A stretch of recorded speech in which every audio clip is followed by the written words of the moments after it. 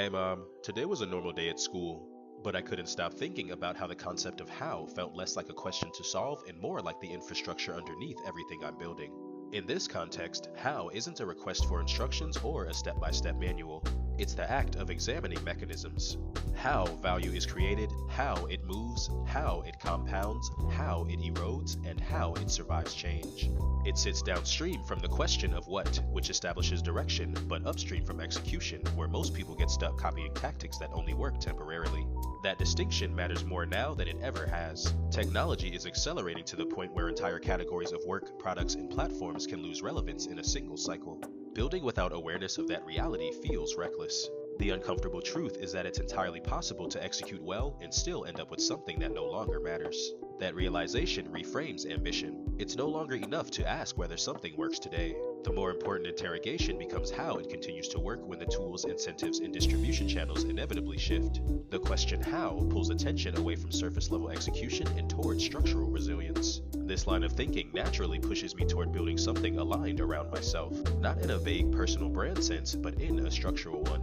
No one can directly compete with accumulated experience, lived context, decision-making style, and the way those elements are combined. When value creation is tied to who I'm becoming rather than what I'm temporarily using, competition looks different. It's not about racing to adopt the newest tool first. It's about integrating tools in service of a perspective that already exists. Technology becomes modular instead of central. If something breaks or becomes outdated, it's swapped out without collapsing the entire system. There's also an important internal shift that comes with this approach. How becomes a constant background process rather than a problem to resolve once. It changes how time is perceived. Thinking stops feeling like procrastination and starts feeling like work.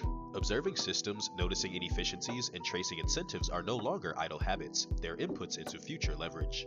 Even moments that don't produce immediate results contribute to a growing internal model of how the world actually functions. That model compounds quietly, often invisibly, until it starts producing asymmetric outcomes. Uncertainty plays a role here as well. Not knowing the answer yet doesn't signal failure. It signals proximity to something worth building. If the answer was obvious, it would already be crowded, saturated, or automated.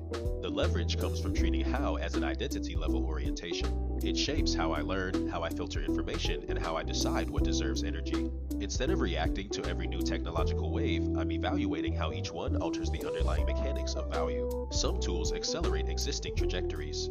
Others distract. That discernment reduces wasted effort and increases the odds that whatever I build remains relevant longer than the average cycle.